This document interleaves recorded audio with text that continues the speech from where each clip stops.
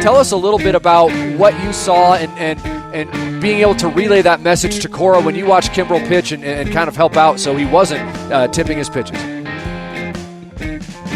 So tipping pitches, we hear about it all the time. People at home understand what tipping pitches is all about. It's amazing. And that's remarkable.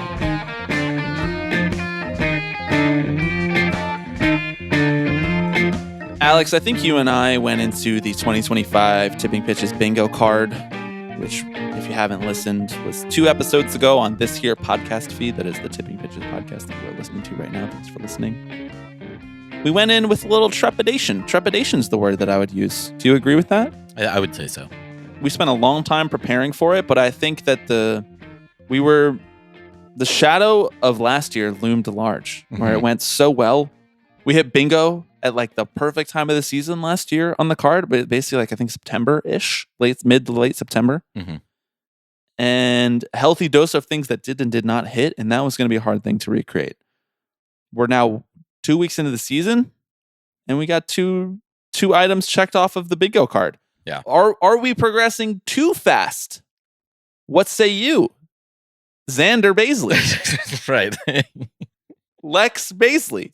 Thank you, Robbie. No, I think, we as we've noted, I think we availed ourselves quite nicely last year. And yes, the gauntlet was thrown to come up with an equally sort of ridiculous by list. ourselves. By Our ourselves. own Yes, gauntlet, we are our own gauntlet. And frankly, I thought that we were reaching a little bit more this year, right? That some of our picks were even more far flung in terms of their chances of happening. But the world is getting stupider, and so are we. So the two I think we are ready to meet the moment. Okay, great. The 2 items. I love this self-confidence era for Al. It's going well. The 2 that we have checked off from the bingo card, I will remind folks, or if they just haven't seen because they're no longer on X, the Everything app. We got to find a better way to update people when things get checked off. It's just a lot of work to create a new social media channel. Fast food mascot throws a first pitch for a team that's not the Mets.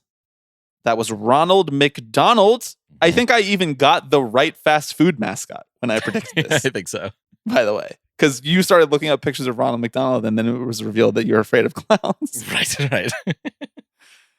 I predicted either Ronald McDonald or Wendy, or the Chick-fil-A cow or yes. Wendy. Those were the 3 that I predicted might be the ones to accomplish that Herculean task.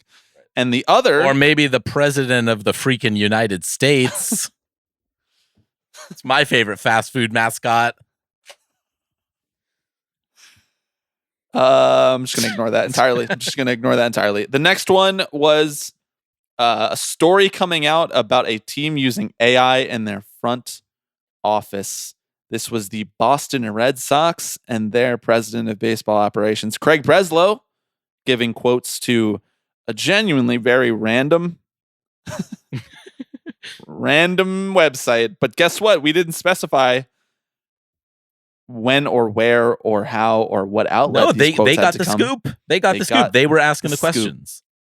Now, these were 2 of the more likely ones to happen. Yes, although I was a little surprised at the specificity of the AI thing. It was like, no, yes, a partnership with OpenAI and ChatGPT. I was like, great, amazing. What can I say? My big, beautiful, predictive brain was right. I knew this shit was coming. I know. To borrow a phrase from the future guest of this podcast, I'm 10 toes down in this AI baseball shit. Okay. Bingo card is moving along swimmingly. Thank you to everybody who has created their own bingo card, printed it out. Thank you to the folks in the Slack who are following along at home, sharing pictures of their bingo cards. As a reminder, if you hit bingo, as we check things off along the year, you will get some free stuff. We haven't decided what kind of free stuff that is yet, but please email us, tippingpitchespod@gmail.com, if and when you hit bingo. I also wanted to say thanks to everybody for checking out the Power Hour last week. Can't believe we did it. We pulled it off. Power Hour Part 2. 2 power, 2 hour. More power and more hour. wonderful questions submitted by you, the listeners of this podcast.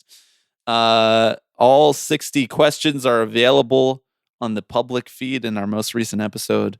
And then the expanded answers to some of those questions where we highlighted the ones that we loved and wanted to return to in depth. It's available on Patreon. You can get access to that Patreon, patreon.com/tippingpitches, where you will get access to not only that episode, if you sign up at our highest tier, but every bonus episode we have ever done, which, by the way, Alex, is like 33 bonus episodes now. That's pretty wild. Shadow feed, basically. We're just like, there's the whole other thing. We keep track of the milestone episodes of this podcast, but we're not even counting the Patreon episodes. Mm-hmm. So we're basically already at like 500 episodes. Not really. We're basically almost at like 400 episodes. Right. Yeah, there you go. Some of our finest work that we're doing over there, by the way, if you haven't checked it out yet. It's if you like what you hear here.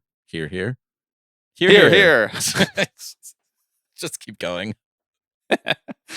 Yes, you will love the Patreon. If you like this and you want it to be a little bit looser and a little bit more deranged, head on over to the Patreon. You can also get access to 1 free month of the Patreon by donating to You Can Play, $12 or more, at the link in the description. That is a GoFundMe link where we, throughout the entire month of April, will be continuing to raise money for You Can Play. You Can Play is a charitable organization that supports accessibility to sports and baseball for LGBTQ youth. This is something that we and the entire community of Tipping Pitches care a lot about, and so we continue to raise money. We're now over $3,000, and that is not even factoring in the $2,400 that we will be contributing as our monthly income from the Patreon. We are donating the whole month of April to the Patreon. The whole month of April's Patreon income. Damn, you just want to give them our tax returns too? Just putting the numbers out there. I'll bleep it if you want. Right. I'm in my Francisco Lindor era. I don't like people knowing how much I make. It all goes back into the content. We spend it all. I know. Every month on content. Yeah, man, I don't know. I'm not afraid of saying what we make on the Patreon feed. People are going to be able to go look at the donation receipts. That's public anyway. So, thank you earnestly to everyone who has donated. I've talked with many of you who have forwarded your receipts and expressed my appreciation for the support that people have shown to this fundraiser. We're going to keep it open all the way through the end of April. This was something that we envisioned as something to kick off the baseball season through the month of April, as people are like super engaged on Major League Baseball, here in the Tipping Pitches community, on Patreon, et cetera, et cetera. And so we still got more time. So if you were waiting to donate for whatever reason, if you have the ability to, just consider it. That's all I would say. Anything else that you want to hit on here before we have our friend and GQ writer Matthew Roberson? We have a long conversation with him about many things. Primarily, the reason that we wanted to talk to him was because he profiled Francisco Lindor for GQ. So we talked a lot about Lindor, this era of Mets baseball and how Lindor symbolizes it, his many varied interests, fashion being a huge one of them. And then we kind of got into some, what I would describe as loosely as Tipping Pitches nonsense for the back half of that conversation with Matthew. Great episode. Matthew is a very fun and funny thinker about the game of baseball and sports in general. So I'm excited for people to hear that. Anything else that you want to hit on here before? We haven't really talked about the start of the Major League Baseball season because we decided to do a power hour unrelated to baseball largely for our first episode of the season. Right. Because we can only be us. Shot. Yeah, we can only be us. Now's your shot, dude. This is the first and last chance you have to talk about the 2025 Major League Baseball season. I don't know, man. Baseball's back. It's fun. We were at a baseball game last night. Yeah. Going to the baseball game and just having a couple beers is one of life's greatest joys, even when it's drizzling out. Especially when the Mets win. Yeah, except you dipped before they won. So I know. Exposed. Yeah. Exposed. Typical. I can only tell the truth here on this podcast. Yeah. I'm sorry. I'm not built for that. I'm a soft little West Coaster, you know? That's true. People know this about you. They do. There's one thing the 7.5 years of this podcast has proved is that you're a soft little West Coaster. So what? I mean, you want to talk extensions? Like, you want to talk divisional races? No. Okay. All right. Cool. Well, I'd like to talk about how the Braves stink. Yeah. That's awesome. That's it. Beginning and end of the conversation. I love it. I'm eating it up. It's cool. Yep. I think I said last night, I think that I won't be satisfied until they're 2-32. So we got some more work to do, ladies and gentlemen. They are currently. If you're in line to beat the Braves, stay in line. They are currently 1-8. They are 1-8. Most recently, they lost 4-0. They got blanked by the Miami Marlins at home. Nice. That's some good shit right That's there. some really good shit. I would rather, if it took the Marlins winning 100 games for the Braves to lose 100 games, I would sign up for that happily. Yes. I don't even care. Marlins win the NL East, don't care. Even if it means the Mets miss the playoffs. I hate more than I love when it comes to the Braves and the other NL East teams. So that feels good. Speaking of NL East, sorry to be so East Coast biased here. One thing I actually did genuinely want to talk about for a couple minutes here before we go to our conversation with Matthew is Bryce Harper had a really based quote. Did you see this? I don't think I did. Bryce was asked, as many players are nowadays, about the behavior of the Los Angeles Dodgers and how they acquire and how they acquire talent, including their pipeline to Japanese stars. I'm now reading from a tweet from Todd Zalecki. Actually, you know what? Let me just play this audio of Bryce responding. Yeah, I don't know if people like this, but I feel like only losers complain about what they're doing. I think they're a great team. They're a great organization. That's why guys want to go there and play. LA's a great city to play in, obviously. It's, they're at the mecca of kind of the world of everything, right? From food to nightlife to sports, from the Dodgers to the Lakers to anybody. So, no, I mean, only losers complain about what they're doing. God, legend. All I'm saying is I don't think Bryce Harper would have a bad time on tipping pitches. I agree. We can talk Dodgers. We can talk coffee. We can talk apparently nightlife and how LA is, quote, the mecca of the world. That is a phrase that he said. LA is the mecca of everything. That's what he said. Yeah. I think Mecca is probably the mecca of everything. right. When you say the mecca of X, you have to be more specific. Like Madison Square Garden is the mecca of basketball. That's what you hear often. But you can't be the mecca of everything. Because that's just, there's already a mecca. Hey, he's in his Eric Adams era, like I can't hate him for it. Yeah, it's obviously it's too early to really determine, who's good, who's bad, what the division races are shaking off to. This happens every year where it's like a couple teams get off to a really hot start, a couple teams get off to a cold start, has a pretty drastic effect on playoff odds, and then they'll go through streaks like this throughout the rest of the season, and we won't pay nearly as much attention to it. But it feels good. It feels good. I've greatly enjoyed watching Juan Soto on the New York Mets, to no one's surprise. I've greatly enjoyed falling asleep to Seattle Mariners baseball, to no one's surprise. And all is right in the world again. I think everybody agrees. Yeah, well, I think it's cool to just see. Frankly, the NL West is going to be a really interesting place this year. Again, I know we say this every year, and the Dodgers always win by like 12 games or whatever. But like the Padres are a real baseball team. The Giants are 7-1. Like, there's interesting stuff going on over there. So, Buster Posey goated? Maybe we'll see. I don't know. I haven't heard a lot about him in the last few months. Maybe we should be doing some investigative journalism. I think we should. Okay. More on that to come. We're going to go to our conversation with Matthew Roberson about Francisco Lindor and somehow Tommy Lasorda and Bryan Johnson and many other, Blake DeWitt even, you could argue. But before we do, I am Bobby Wagner. I'm Alex Baisley. And you are listening to Tipping Pitches.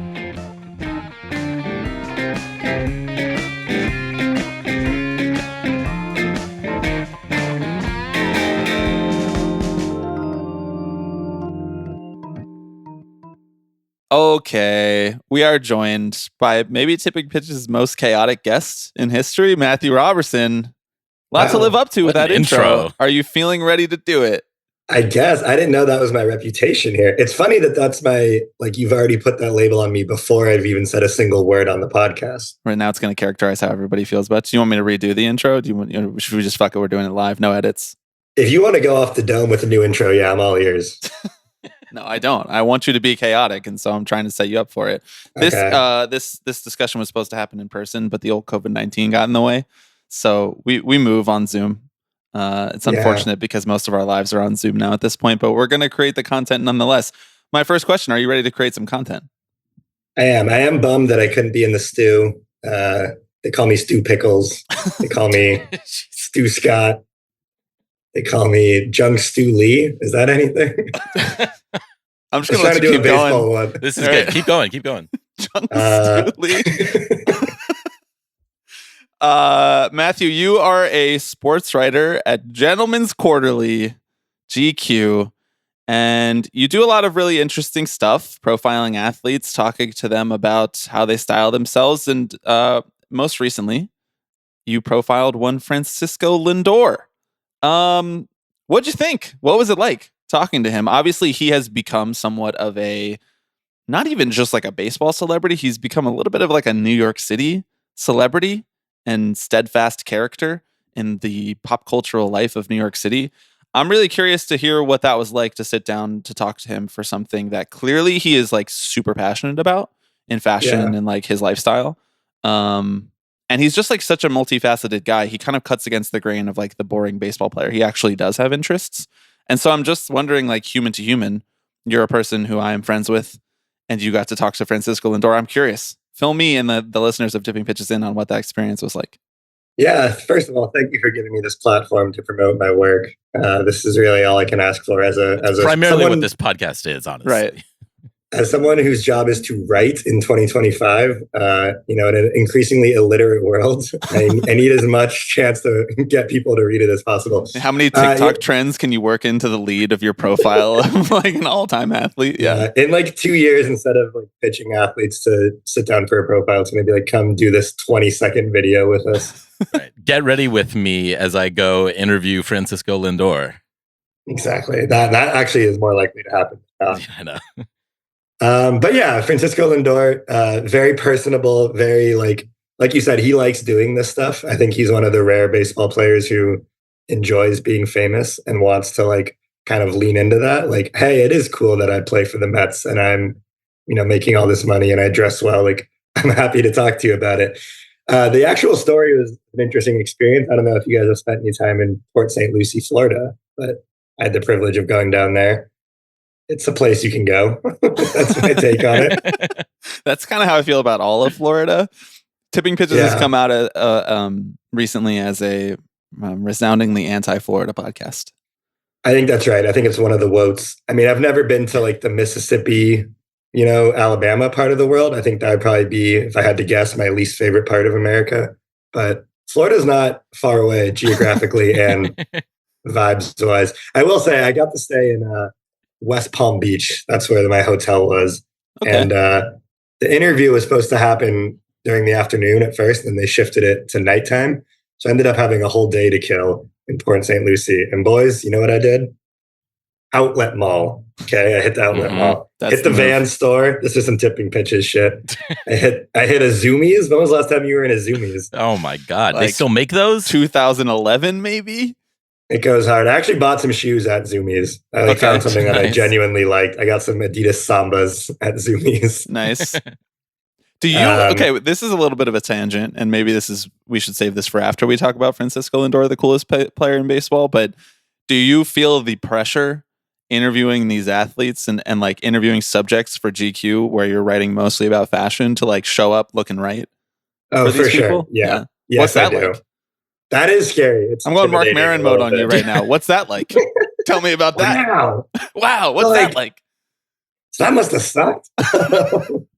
I definitely dress up for the interviews because I don't wear like a suit or anything, but I try to wear something that makes them think that I'm cool and I know what I'm talking about. I also, an important part of the backstory here is that I used to cover the Mets for the New York Daily News. So I knew Francisco a little bit.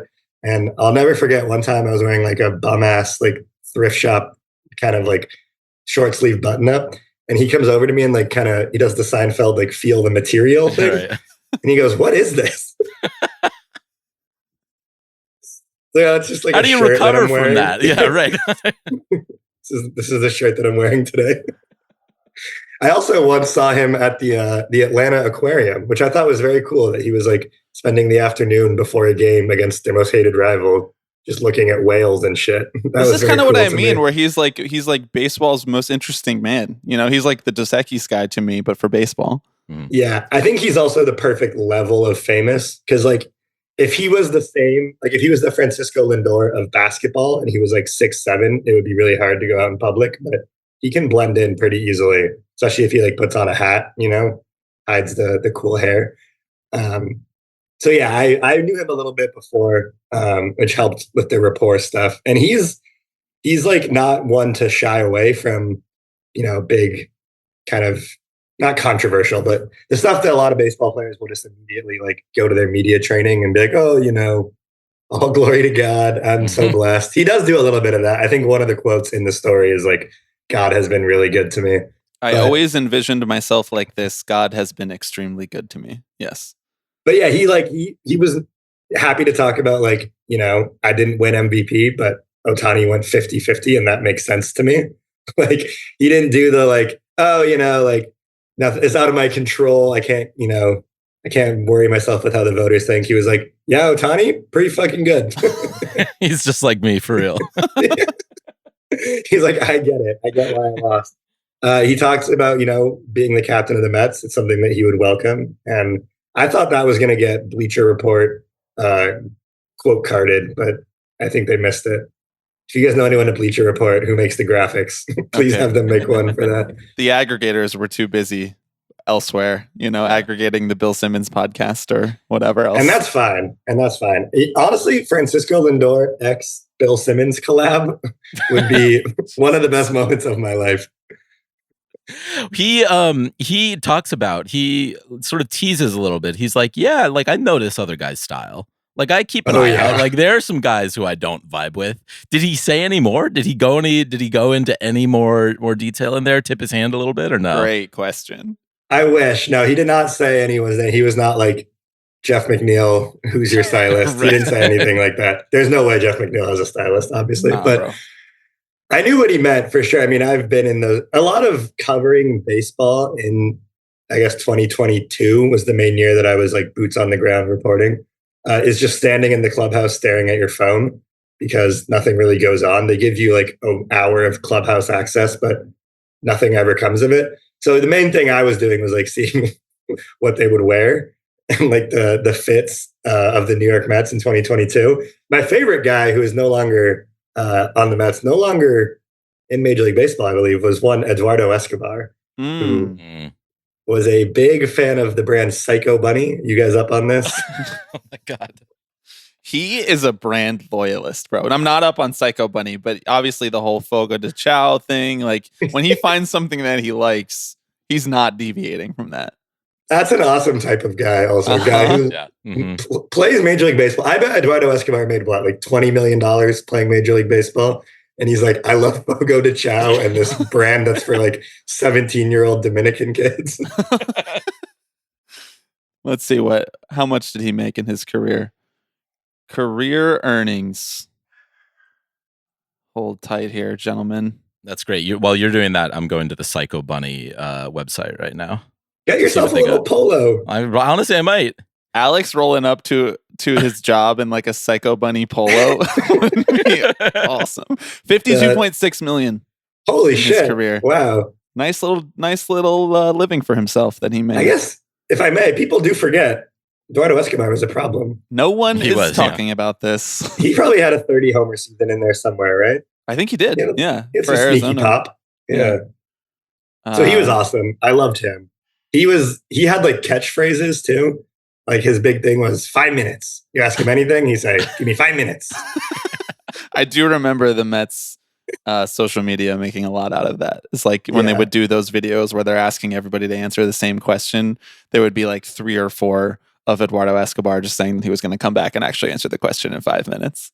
And I'm glad you brought that up because I'm in the background of a few of those. I'm like standing on the field, like mostly looking for shade because it's so fucking hot at Summer and Citi Field when it's like, if it's a 7 p.m. first pitch, you're like standing out on the field around 5, and it was just so hot all the time. But I remember there's one where they ask him a question and his answer is Starling Marte, and it like became a thing on Mets Twitter. Yep. And I'm just like standing like 5 feet away from him while he said it. This is not what you asked me. You were like talking about Francisco Lindor. Well, and we were talking about his varied interests. Obviously, fashion being one of them, and that's the whole reason that you get to profile him. But for someone who is like as committed to baseball as he is, he shows up and he plays basically every day. He's a real hard work, gets the job done kind of guy. This guy posts. He's just like you. He does post.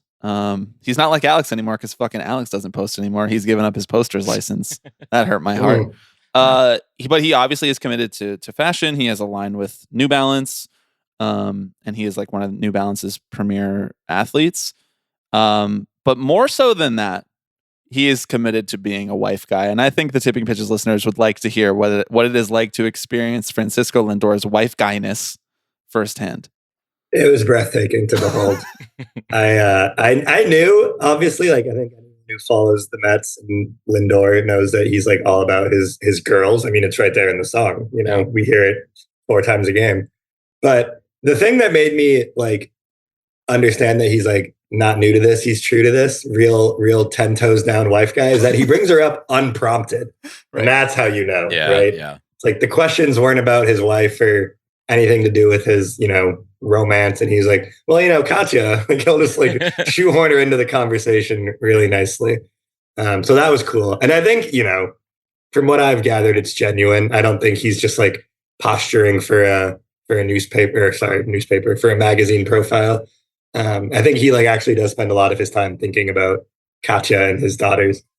No, I mean there was a quote that was going around on Twitter from the article where he talks about how he's like, I think I married up, like every successful person throughout history like has a partner, like behind them, leaning on them.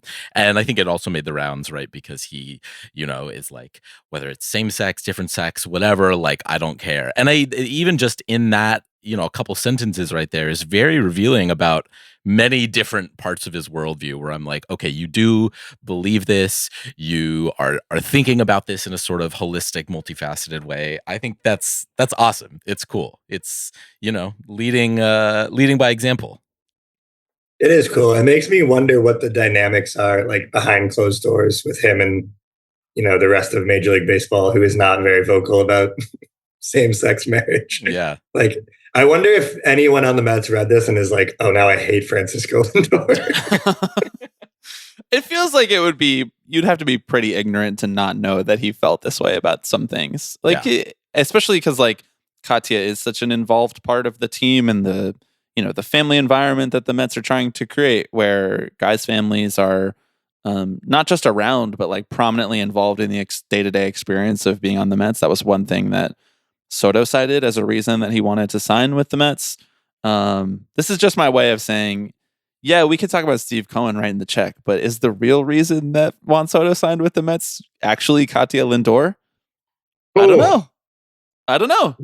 Nuclear take from Bob. I think we can't rule it out. I mean, it's not like rocket science to do the thing where you're like, oh, I enjoy my job more when I like my coworkers. Like that still applies to Major League Baseball. So I think if Juan Soto is like a secret lib, then maybe he, takes solace in the Lindor family. Maybe he's going over there for dinner at their really expensive Upper East Side apartment. Right. And they're talking about, how we're gonna swing the 2028 election.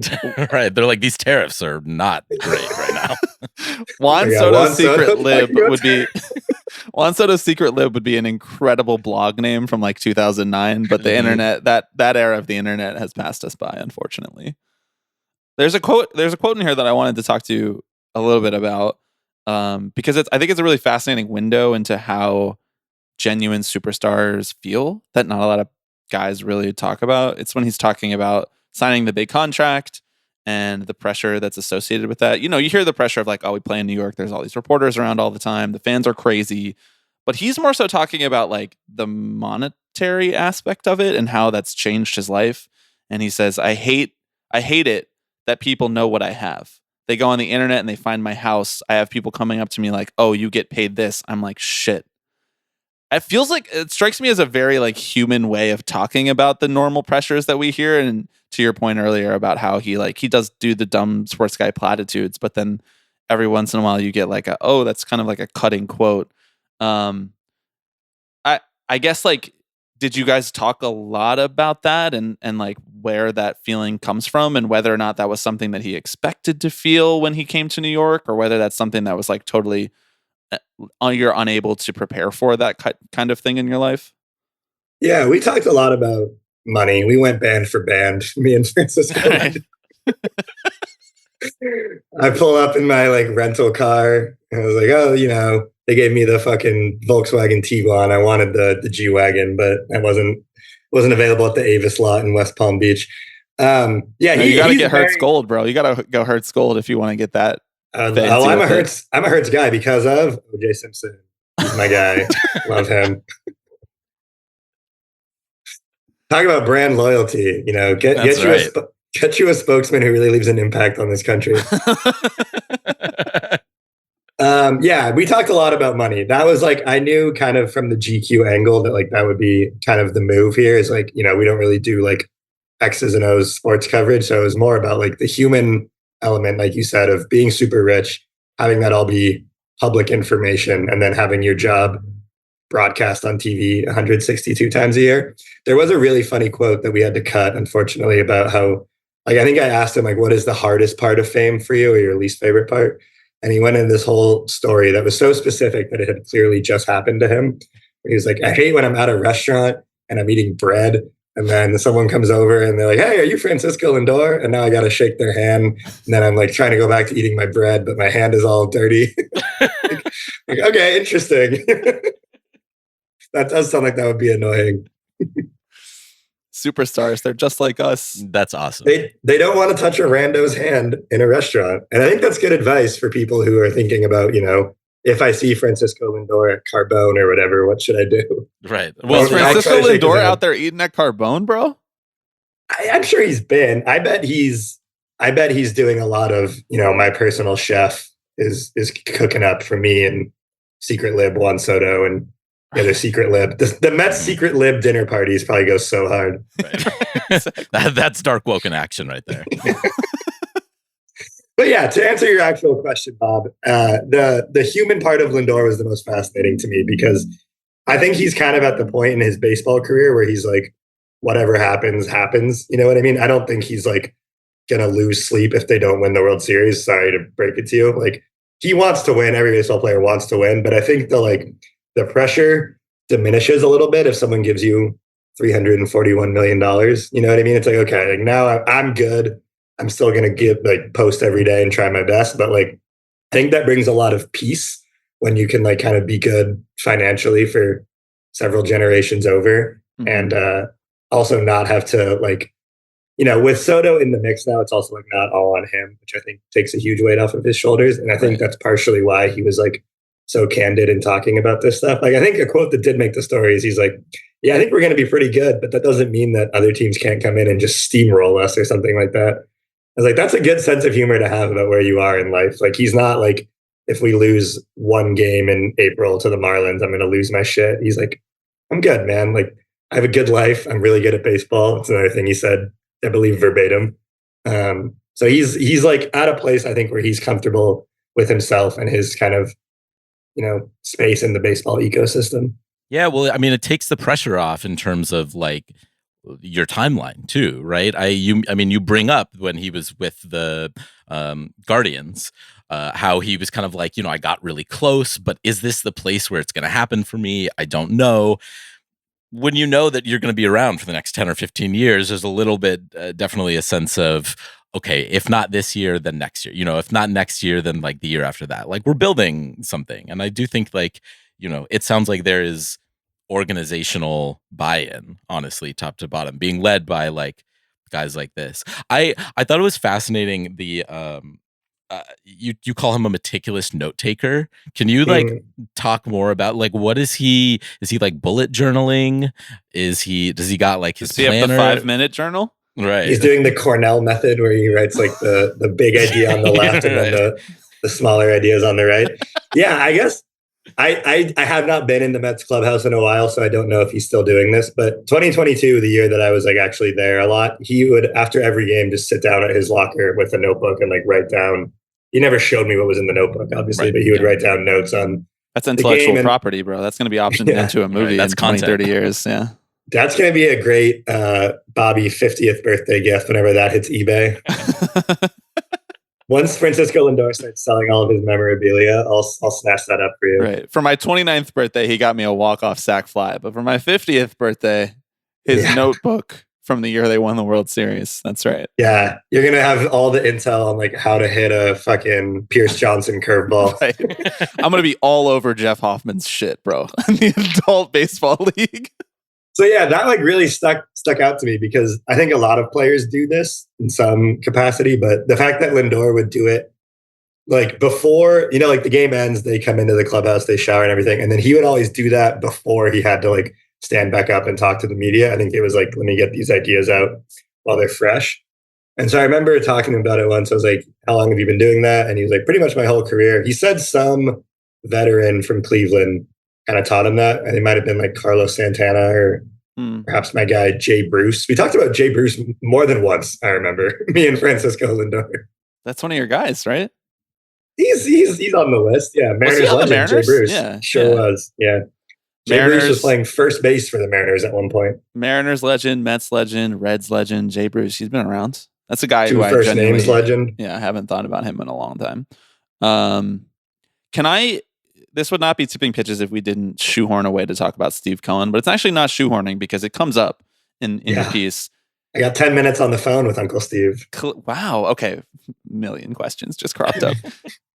First and foremost, I wanted to talk about the relationship between Lindor and Cohen. They are like collectively, I think, like the forward-facing brain trust of the organization. Obviously, David Stearns has become really important in this equation, but Lindor being the first guy to commit to Cohen's vision of the Mets, I think will be a lasting, memorable thing about this era of New York Mets baseball, especially if they go on to win the World Series. So I'm curious, what are the ways that they talk about each other? I think Steve Cohen knows that, like, I liken it to like when a Lindor walk-off single while we're talking about him, or lead-off single while we're talking about him right now. I was going to say, the game's already over. This timeline doesn't make any sense. All right. For those listening, on April 6th, 2025, Francisco Lindor led off the game with a single, and Bobby felt the need to interrupt what I was saying to report that. That's the tipping pitches experience. Yeah. Okay. So I was going to say, I liken it to like a music executive when they like find their person that's going to like be their cash cow. You know what I mean? Like, obviously Francisco Lindor was not like some underground band playing in basements. He was like well established, but I think Cohen knows that like he has fully hitched his wagon to this guy, and like they're going to go down together for better or worse. So that comes across in the way he talks about him. He's like, there's a lot of respect, but I think there's a lot of like appreciation, you know, like, thank you for choosing me and for seeing my vision. Because Steve Cohen, like, he's not a baseball guy, obviously. Like, he's a hedge fund guy who bought a baseball team.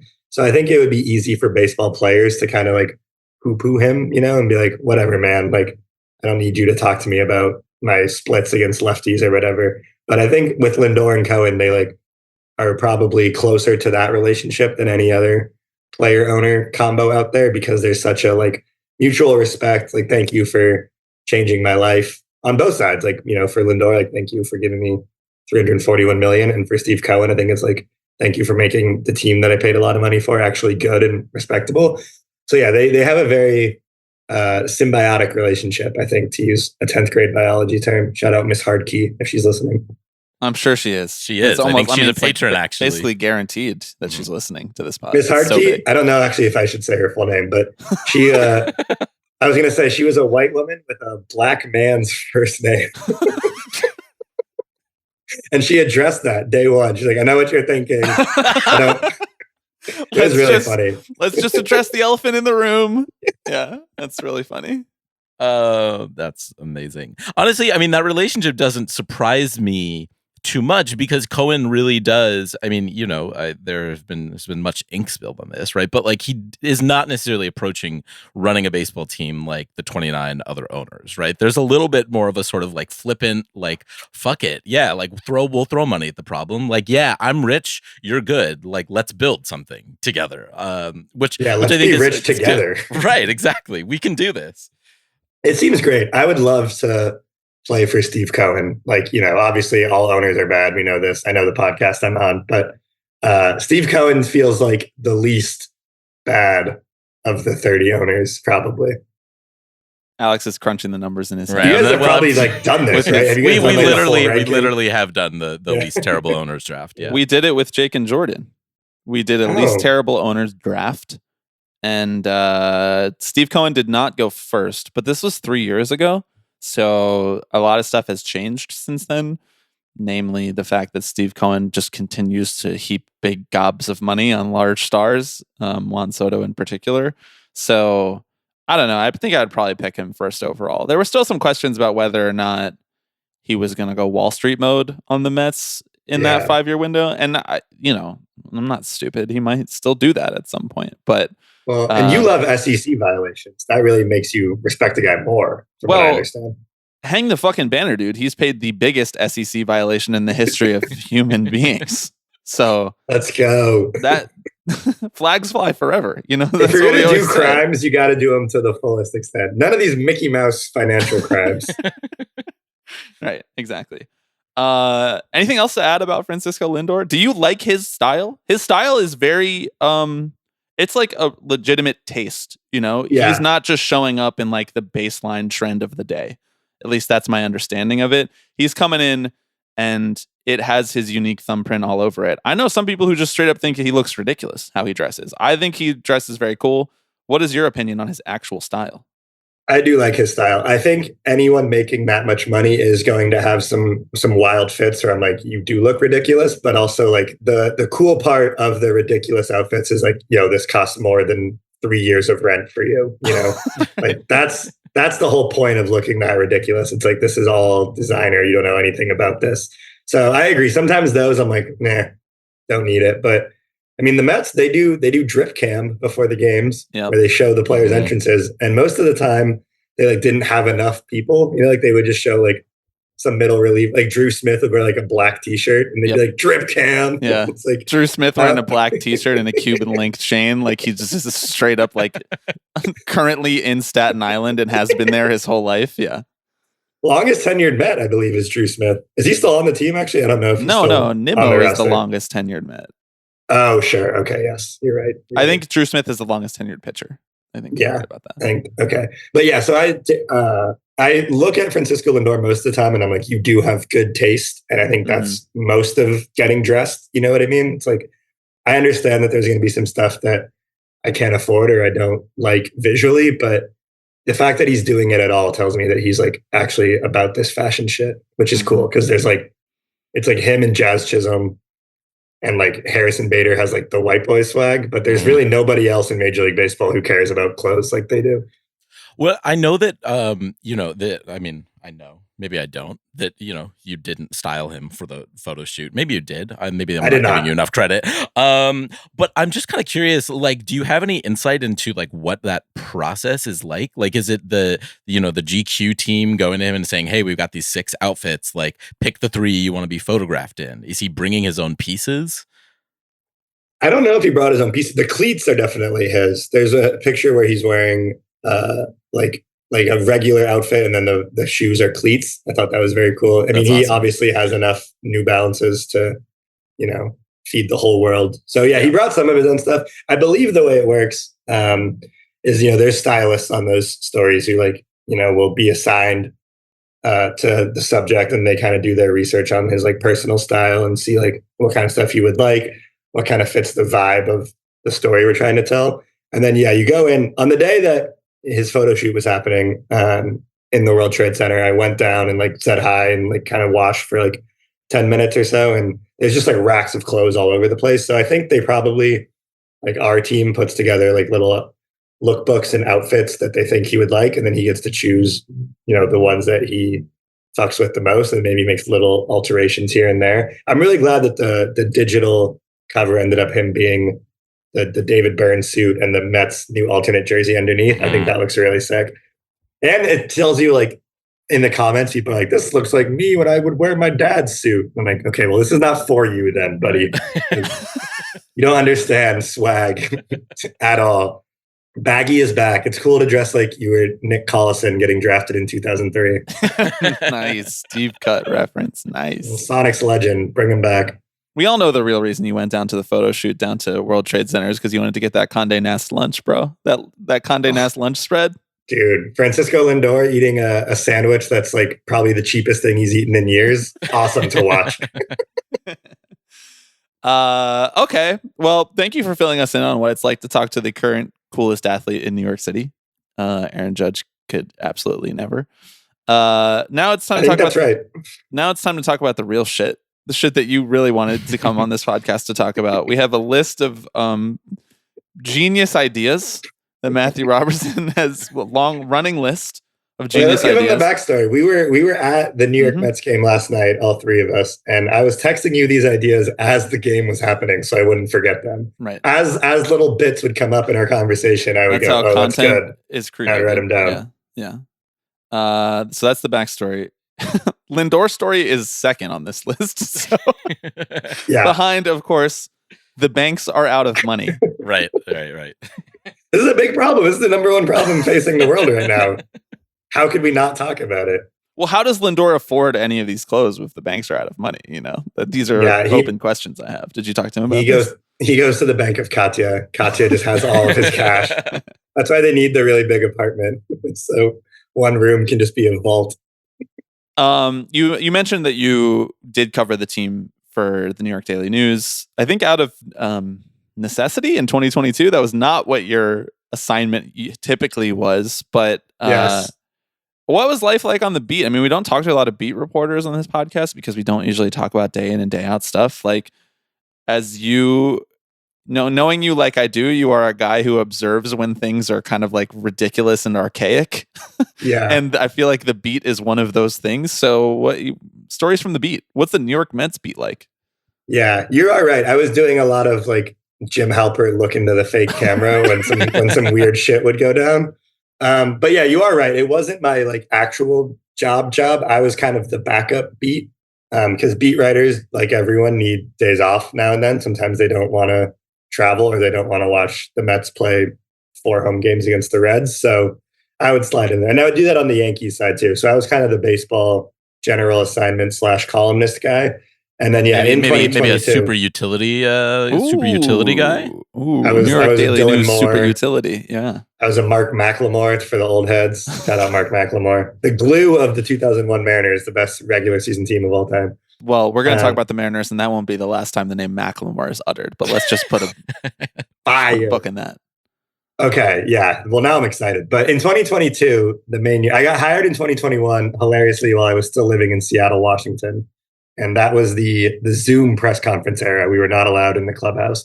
So even though I was 3,000 miles away, I had the same access as everyone else, which I think infuriated the like real, tried and true beat writers that I was fucking around in my bedroom and I was getting the same quotes as them. So in 2022, the world was back to normal. I moved to New York. I moved to New York, I guess, at the end of 2021. But 2022 was the only full season that I was at the Daily News where I was like actually able to go into the clubhouse and cover games in real life. And you're right, Bobby, that our beat writer, Disha Tosar, left for a different job midway through the season. She took the Rupert Murdoch bag and joined Fox Sports, which is fine. I would have probably taken it too.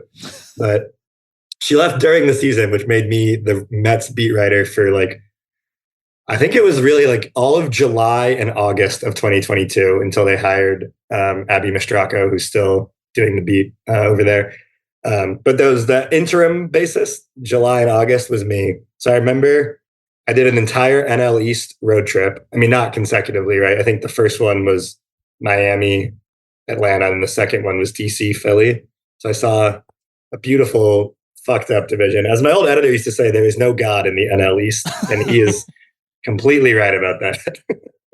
So I learned a lot for sure, both about like how to do the job and also about how weird baseball players are. One of my favorite stories is they brought us up to the Mike Piazza lounge one day before a game because the namesake of the lounge, Mike Piazza, was introducing his new vodka. And they gave us the like marketing material that someone at Piazza Core had put together, and it was like so bad. Like it mentioned like the target demographic financially for who should be drinking this vodka, and it was like really high. It was like essentially like if you are poor, please do not buy Mike Piazza vodka. And they put that in the stuff they wanted journalists to see. Right. I'm like, what are you doing? And then he was talking in Italian unprompted several times. Holy like someone would ask shit. him a question, and he'd be like, molto bene. And then he starts, I'm not joking at all. This really happened. I wrote about it too. I'm sure if you Google Matthew Roberson, Mike Piazza vodka, you could find it. But Did you get to try the vodka? Did I? I think I had a little sip. I think they were handing out like little thimbles. But I wasn't trying to like get faded before work. Headline: Mets legend Mike Piazza wants you to buy his vodka. ... Because it's Italian. By Matthew Roberson. That's awesome. Shout out to whoever wrote that headline. That's perfect. So that was a big one. Like I just remember thinking like this is very like Tom Haverford, like him trying to pitch this vodka that I don't think is like even available. Like it made no dent in the vodka space at all. I've never heard anyone like I'm absolutely gone off the Piazza right now. This is crazy, bro. I feel like we have to do it. Another power hour incoming. So I think actually a really good idea for a podcast. So good, in fact, that we did this on The Big Picture is we tried as many actor or movie related celebrity alcohols as we could, and we just that was like we recorded a podcast and reviewed them. I think we might have to do that for baseball. Yes. This vodka is called True Vodka, TRUE, which is bad branding. Terrible name. Also, all he's talking about is how Italian it is. That's not an Italian name or word. This is a hilarious article. It's for people funny. aged 30 to 50 with household income ranging from 125 to 350K. That's what it said. Living in, quote, aspirational urban venues and neighborhoods. Thank you so much, Mike Piazza. It was like truly like they handed us like a 10-page packet with all this information. And there was like stock photos of like people drinking in a club. Like this is what they were trying to like, you know, the vibe they were trying to go for is like, you're rich, you're at the club. Mm-hmm. What do you order? Yo, me and my boys need 10 shots of True Vodka stat because we're rich. We make $125,000. You can't buy it online, but there is a Shopify page for it, which if you click on it, it says opening soon. Be the first to know when we launch. That's like inexcusable. To use assessment as Kelly Barbecue term, that cannot happen moment. Right? Yeah, that's like a 10. That's at least a 9 out of 10 on that can't happen scale. Yeah, you can't introduce your vodka to a bunch of people who are gonna write about it and research it, and then have a broken website. Sorry, I'm just trying to guess the password right now, so I can get past this this landing page. It's not Piazza or vodka. Well. Let us know if you crack that code. I will. Okay. Yeah. Wonderful story from the beat. That's incredible shit. The other good one that I'll make this one way shorter is in one of the NL East cities. I think it was Atlanta. Yeah, it was Atlanta because I remember writing this story at the Georgia Tech bookstore because they had good Wi-Fi. And Pete Alonso had just been selected for Team USA. So this was during the 2022 season. He had been chosen for the 2023 World Baseball Classic. So he did like an impromptu media scrum in some like closet. Like, I don't know why we couldn't do it in the clubhouse, but they pulled us into some other room. I guess so Pete could like have the moment to himself, you know, and talk about the Stars and Stripes. Sure. Which was like obviously a very cool moment for him. I think as far as guys who like really love wearing USA across their chest go, Pete Alonso is top 3 and he's not 3. So it was a really cool moment for Pete. He's talking all about it. He's like swelling with pride. And then he was like kind of scanning the room and he saw me wearing my beloved 1975 baseball hat. 1975, the band, my favorite band, not afraid to say it. And Pete This is what I stops meant when I mid-sentence. said. This is what I meant when I introduced you as Tipping Pitch's most chaotic guest. You're willing to come on here and stump for Matty Healy. They have like 45 good songs. It's crazy. So many of the songs are good. Anyway, Pete sees my hat and stops mid-sentence. He goes, "Oh, 1975. Good band." Wow. And then he just keeps going back Oh my to talking God. about USA baseball. Bro, Pete knows he's a real hooper when it comes to music. Yeah, he knows music. We have now received this from multiple sources, not just including you, but also friend of the podcast, Lindsay Adler, has confirmed his musical taste does definitely hew closer to ours here on this podcast than probably any other current baseball player. Alex? Yeah, Ooh. I think so. Well, Spencer Strider, I think, is always the answer there. I guess so, but also, I mean, I respect Strider's music taste, but I don't think that him and I share very many bands. Like he's a big Strokes guy, right? I mean, I like the Strokes Huge just Strokes fine. And then what else? Like he's like a metalhead a little bit, and then he's like super into some classic rock. I don't know. He told me, if I can plug another GQ article, I interviewed him once about music. He told me he's a big Wise Blood guy. So he's a little sad with it. Is that how you say that? I always said it way as blood. Way as blood. You know, I've never known. It's impossible to know. The banks are out of money. You know, like the world is upside down. We don't give a shit. Yep. Nothing happens in real life anymore. You don't have to say these things out loud. Just write it in a fucking tweet. But yeah, he also said that Pearl Jam is dad music. That's what I remember about that interview. That's a good take. Wow, yeah. That's a good take. Well, as someone from the Seattle area, were you really personally offended by that? Did you have to file a complaint with Atlanta Braves Yeah, this HR? is hilarious. I've talked in depth about Pearl Jam like 3 times in the last 2 weeks, because one time was because I was at a park and some guy who had his guitar and he was doing Pearl Jam, and I was like, "This fucking rules. That's awesome." You just approached him? No, I didn't say it to him. I said it to my friend. That I was with. Like, this guy's doing like, you know, back to back Pearl Jam songs. This is cool. But that conversation then led to like, it is so funny that Pearl Jam was like the biggest band in the world at one point, because the music now is very silly, you know, like just that style of singing is so of a time. And like, I don't think that anyone would take them seriously if they came out in 2025 singing like that. So yeah, I mean, I like some of the Pearl Jam songs, but if you think that they're better than Nirvana, you're wrong and stupid and should be. They're no 1975, that's for sure. Now we're talking.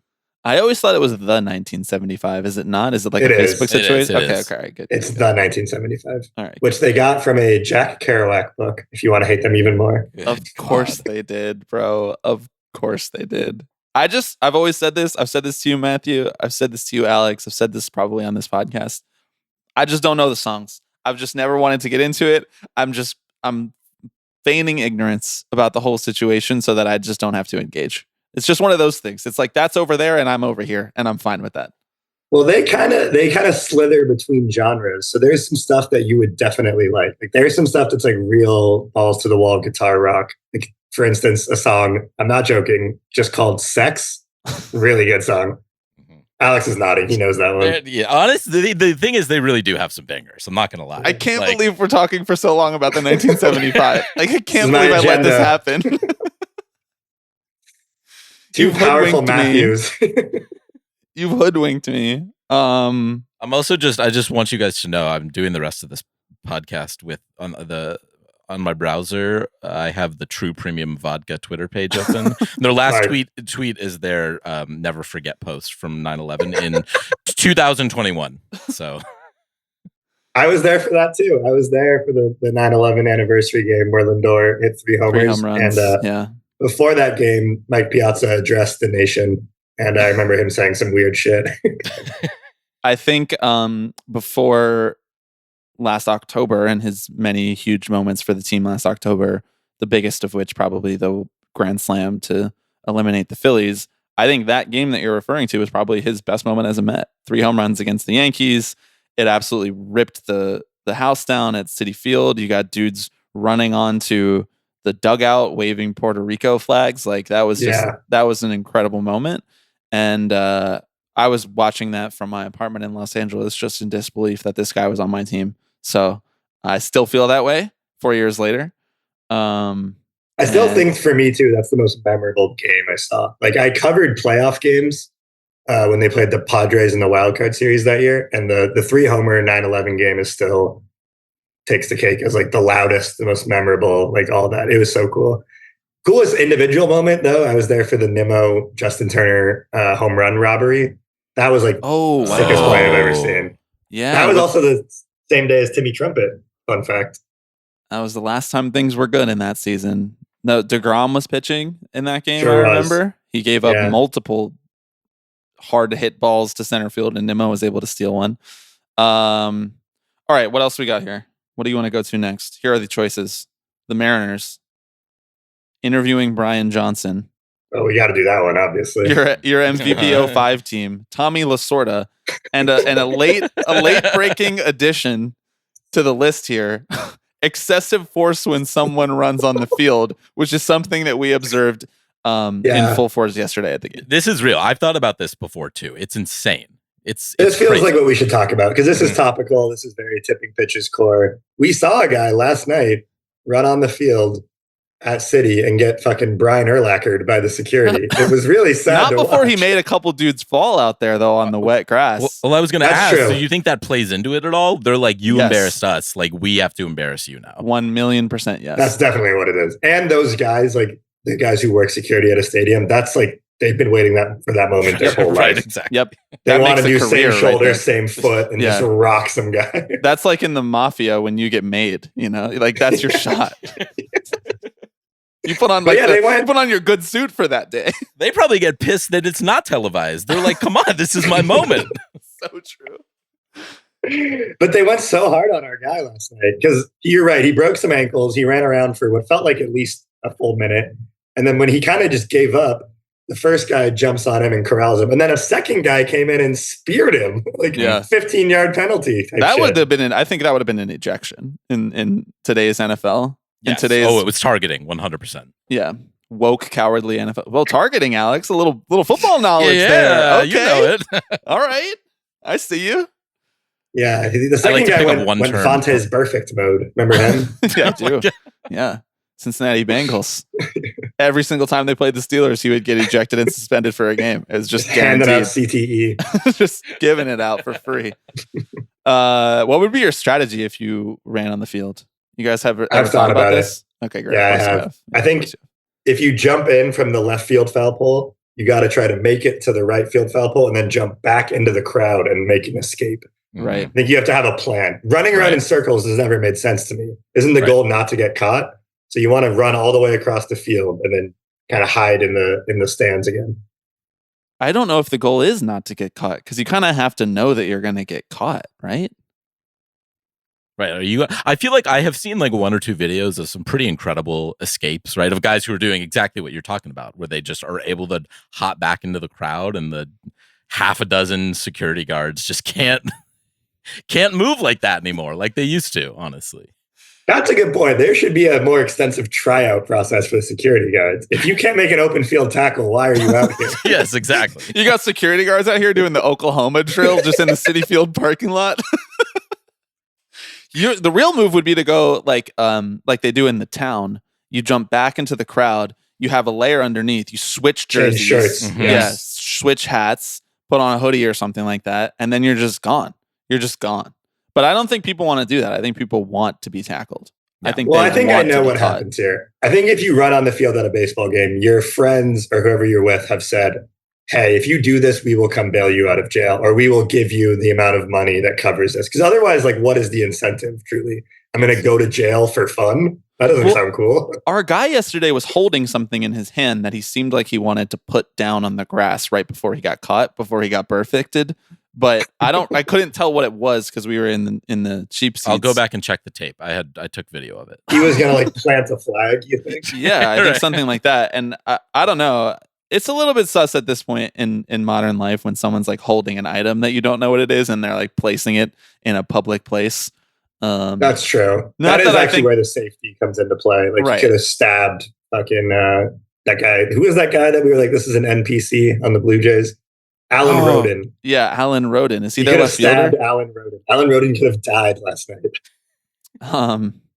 Yeah, best wishes to George Springer, who ate the fence on Jesse Winker's game-tying triple. Not a great game for George Springer out there in right. He's looking rough.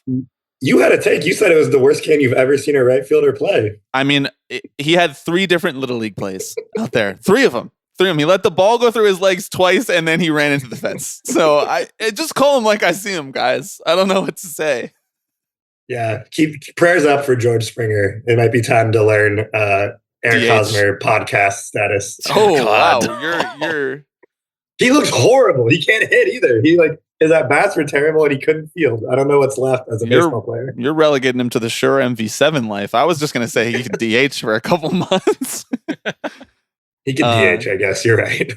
All right, tell me about Bryan Johnson. Why did you interview Bryan Johnson? For people who don't know at home, Bryan Johnson is the billionaire dude who's been infusing himself with his son's blood to get better erections and not age. That's right. Sorry to have to say that, but that's who he is, and that's what he does. Literally a perfect elevator pitch. The reason I had to interview him is because there was, how do I say this?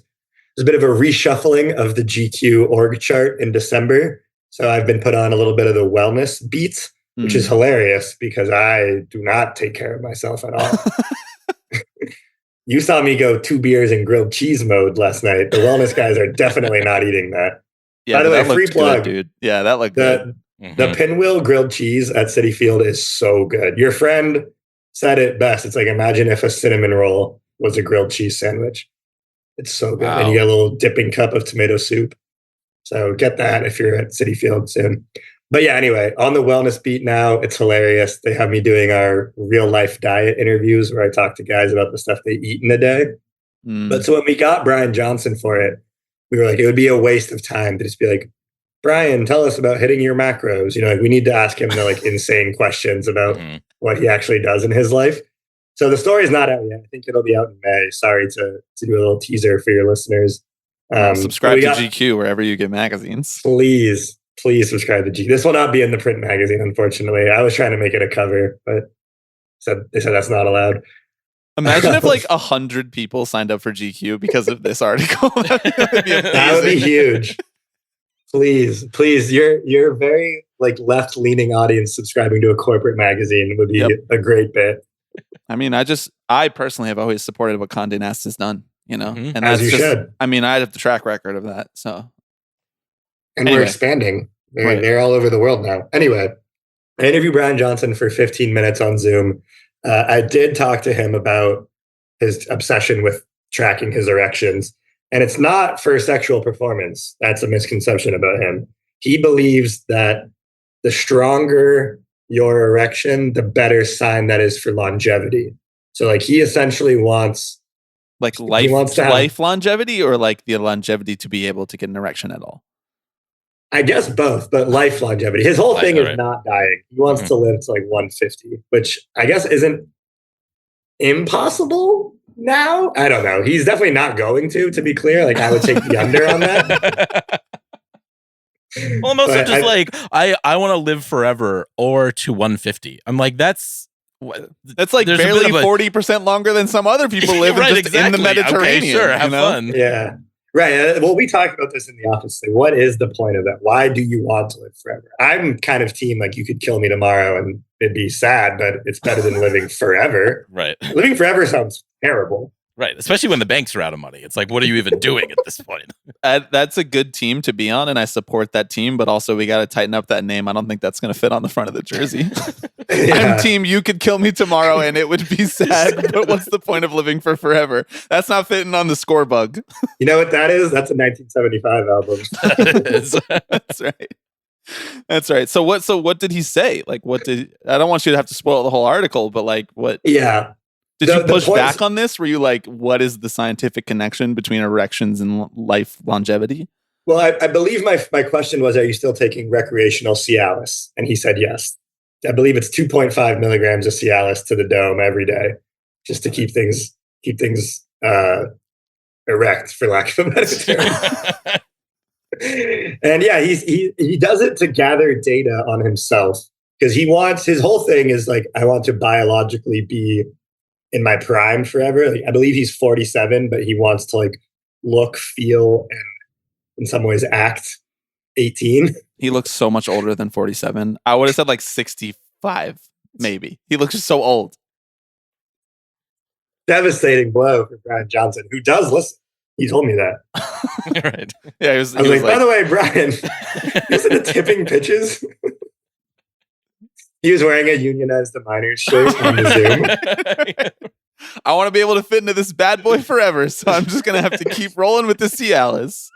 But yeah, I can't even remember, I guess, the full chain of the conversation on that. I just remember he's still tracking because he thinks that if his boners are equivalent to the boners of an 18-year-old, that portends well for a long and healthy life.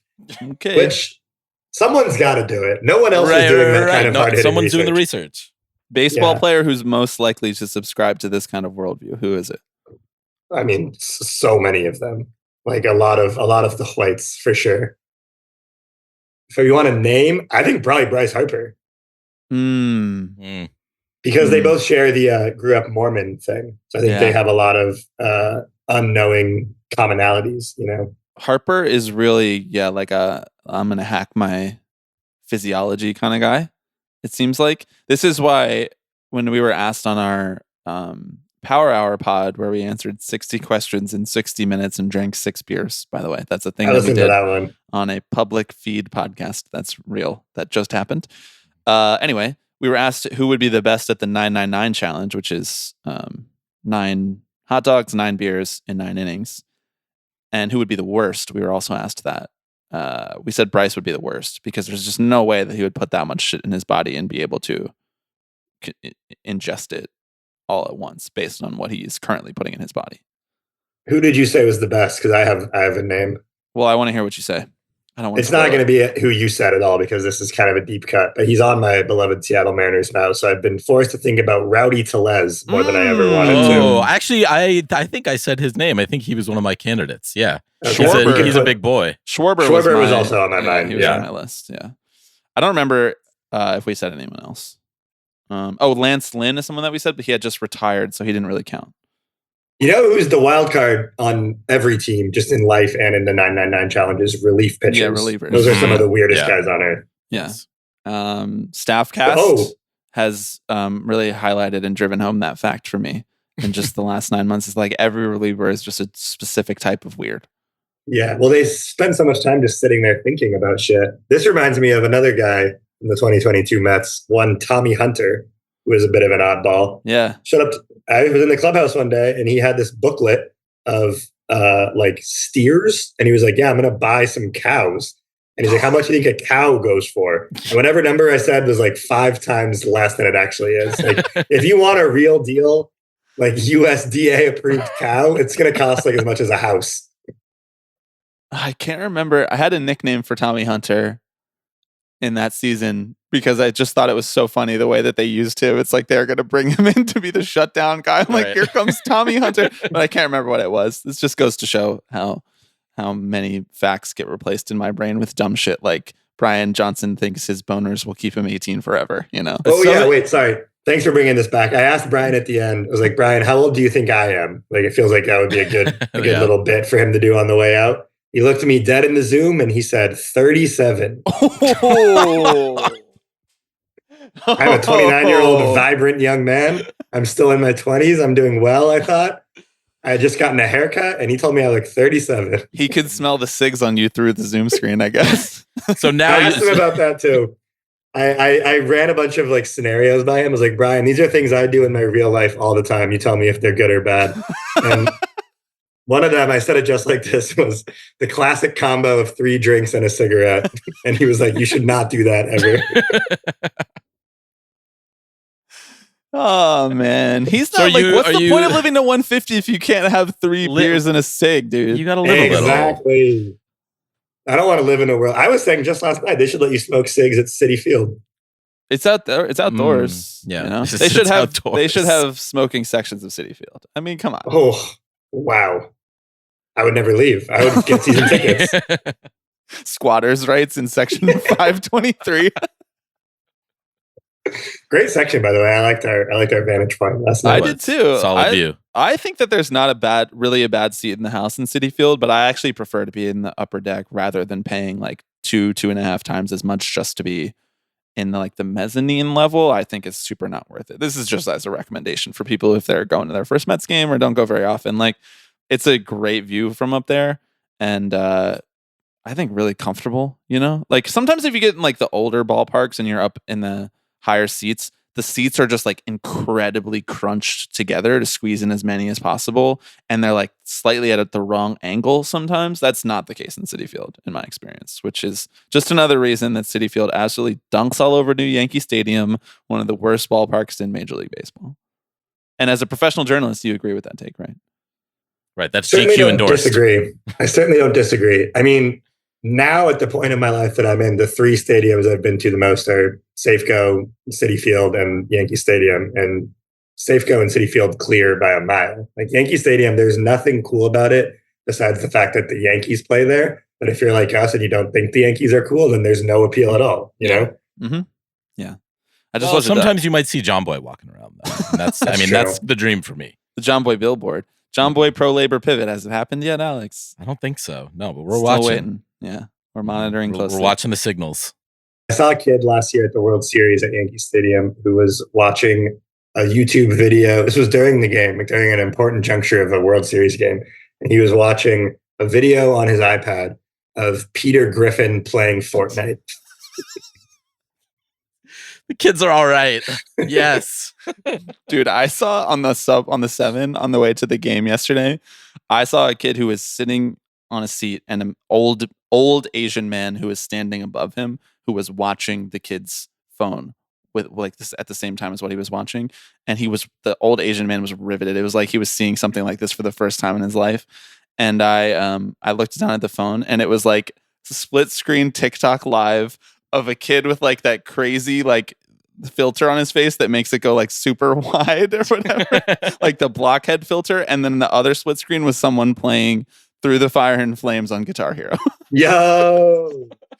And this man was looking at this like it was basically like, There Will Be Blood or whatever. Like he was riveted on this. And I was like, we are so fucking dead as a society, bro.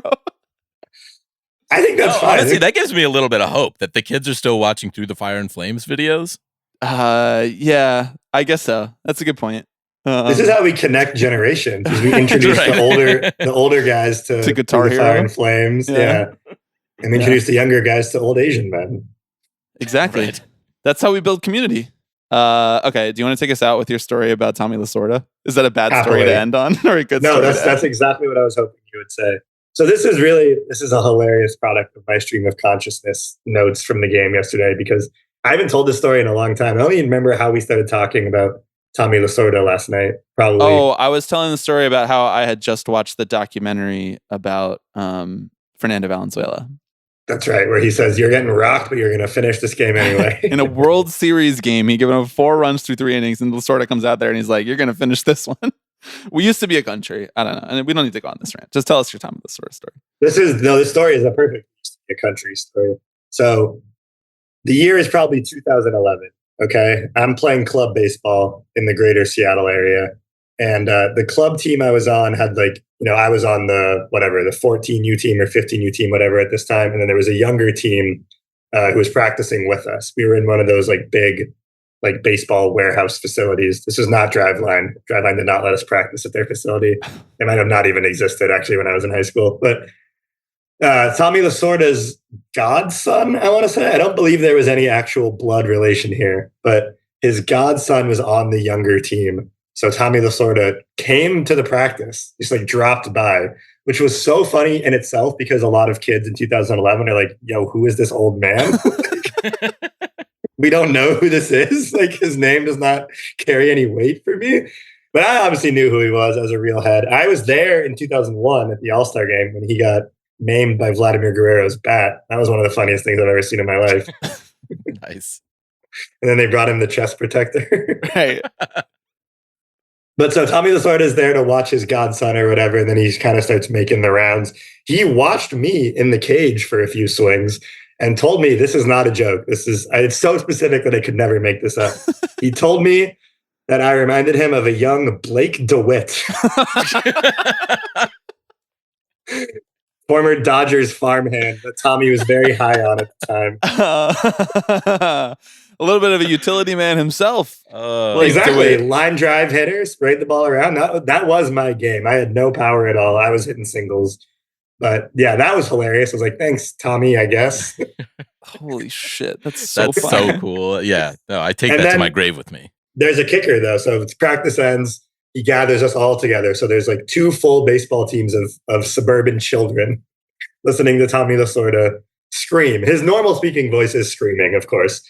And so he gathered us all together and he was like giving some speech about how like we should really be grateful for all of this. You know, real old guy ethos is like, no matter what you are doing, be grateful for the gift that you have of life and of, you know, youth.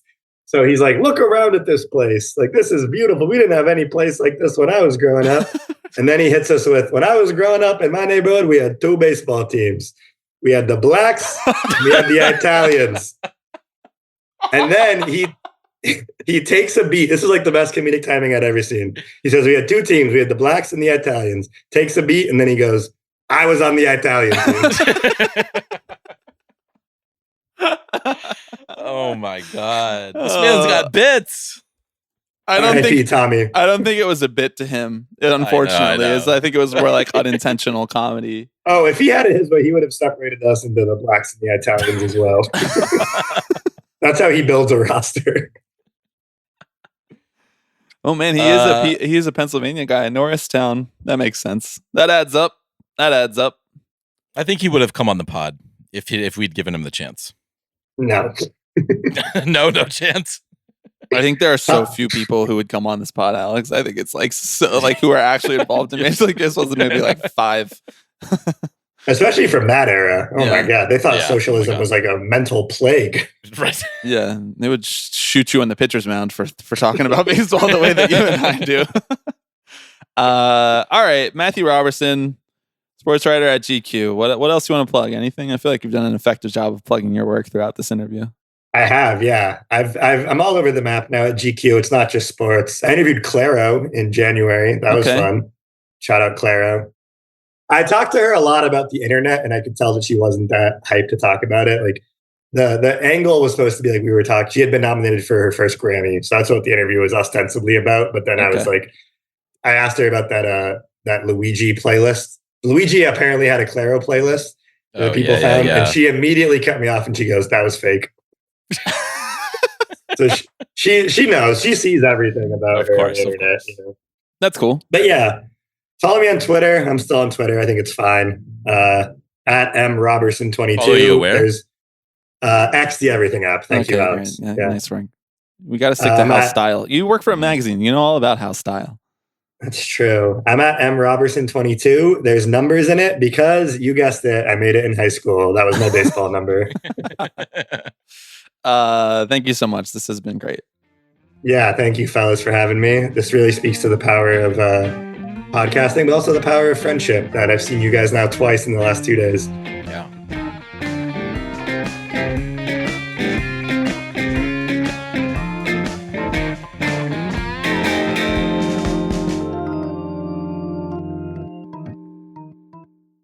Thanks to Matthew Roberson. Thanks to Francisco Lindor for saving my life. Thanks to everybody for listening and for signing up for the Patreon, patreon.com/tippingpitches. A couple other things here in the outro. If you're listening this late, I feel as though you might be committed enough to actually check these links out in the description and fill them out. One of those things is the You Can Play fundraiser, which I already plugged in the intro. The other is the Kansas City Meetup form, which I have forgotten to plug the last couple episodes. We're doing a meetup in Kansas City. We're also doing another meetup in Brooklyn, but you don't need to fill out a form for this because we will have a link where you can purchase tickets for the meeting in Brooklyn on June 13th. Friday, June 13th, Brooklyn, New York. Tipping Pitches Meetup. Brooklyn Cyclones. Pride Night. Friday, June 13th. The form in the description, however, is for if you are interested in coming to the September 6th, Saturday, September 6th meetup at Kauffman Stadium in Kansas City. Kauffman Stadium, a stadium you've never been to. I am so excited for this. This is, I think probably a top 3 stadium that I've wanted to check out. Really? That I haven't yet. Yeah, and I know that you have been there and really enjoyed your time. It's a really beautiful looking stadium on TV. So you've sold me on Kansas City. I can't wait to go to Kansas City. I can't wait to go to the Negro Leagues Museum for the first time. I can't wait to eat Kansas City barbecue. Can't wait to see a Royals game. And I can't wait to see many of you who have already filled out the form to express their interest. But if you are considering going, there's a form to express your interest, because basically we have to kind of ballpark how many tickets we want to order, because there's not going to be a sort of like affiliate checkout link. It's just going to be one big group order of tickets, and we are going to have to distribute them to you. So that link is in the description. Please fill that out if you are thinking you will go. That's my 2 cents. That's all I got here at the outro of this podcast. Would you like to do a quick Jordan Peterson impression here in the outro? Maybe a Shapiro? Not for free. Not for free. No. But it's out there, right? The Patreon subscribers will know it exists. I'll leave it at that. You've done some great works. Much like Michelangelo, you need to be patronized in order to create your great work. I've always said this. Thanks for listening. We'll talk to you next week. Hello, everybody. I'm Alex Rodriguez. Tipping pitches. Tipping pitches. This is the one that I love the most. Tipping pitches. So we'll see you next week. See ya!